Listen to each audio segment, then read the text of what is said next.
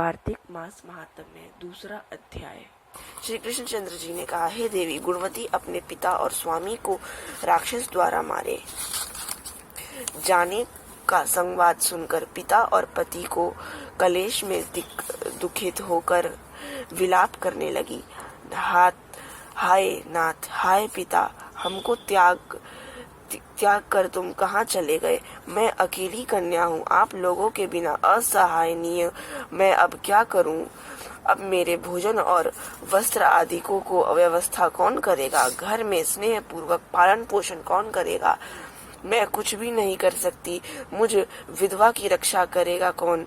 मैं मूर्ख कहाँ जाऊँ? मैं कौन मेरे दुख को दूर करेगा?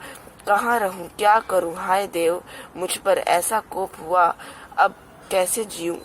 मैं बड़ी ही पापिन हूँ। कृष्णचंद्र जी ने कहा कि इस तरह रोती हुई वह मृगी की तरह व्याकुल होकर अपने को भाग्यहीन, असुखी, आशाहीन, जीवनहीन कहती हुई बोली कि अब मैं किसकी शरण में जाऊं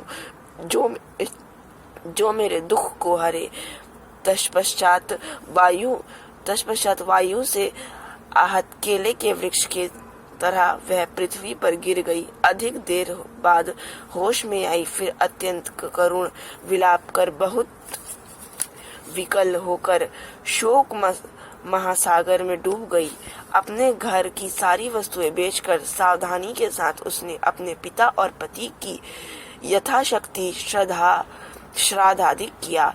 उसके पश्चात उसी पुरी में निवास करती हुई वह विष्णु भगवान की भक्ति में तत्पर होकर शुद्ध तथा शांत स्वभाव से अपनी इंद्रियों को अपने वश में करके वही रहने लगी। उसने जन्म से लेकर मरण तक एकादशी का व्रत तथा कार्तिक मास में विधिवत सेवन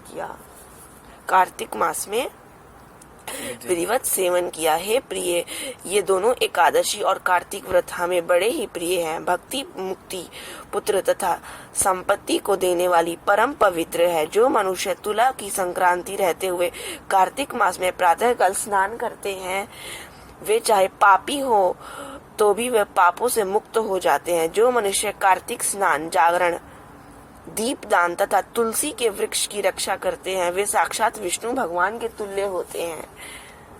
जो भक्त कार्तिक मास में विष्णु भगवान के मंदिर में स्वच्छता तथा विष्णु भगवान की स्वास्ति वचन करते हैं, वे प्राणी तो जीवन मुक्त हैं। इस प्रकार जो जन कार्तिक मास में 3 दिन तक श्री विष्णु भगवान के मंदिर की स्वच्छता अथवा उनका पूजन करते हैं, देवता गण भी उनके वंदना करते हैं। जिन्होंने जन्म भर इस नियम का पालन किया, उनका तो कहना ही क्या। इसी प्रकार वह गुणवती विधवा दितचित होकर प्रतिवर्ष कार्तिक का व्रत और विष्णु भगवान की पूजा भक्ति पूर्वक करती रही। हे प्रिय, एक बार वह रोग के कारण दुबली हो गई तथा ज्वर में पीड़ित होने पर धीरे धीरे किसी प्रकार गंगा स्नान न कर पाई। वह जल में स्नान करके नियमित उतरी और जाड़े में कांपने लगी, विकल हो गई। तब उसने आकाश की ओर से अपनी ओर आते हुए एक विमान को देखा, जो शंख, चक्र, गदा और पद्म आदि विविध शस्त्रों से सुशोभित विष्णु भगवान का रूप धारण करने वाला था। रथ पर उनके वाहन गरुड़ को ध्वजा अंकित थी। तब मेरे विष्णु के गण विमान पर चढ़ाकर उस पर चंवर डालते हुए अप्सराओं गणों से सुशोभित उस गुणवती को बैकुंठ लोक में ले गए। वह गुणवती प्रज्वलित अग्नि की शिखा की तरह उस विमान में बैठी हुई एकमात्र कार्तिक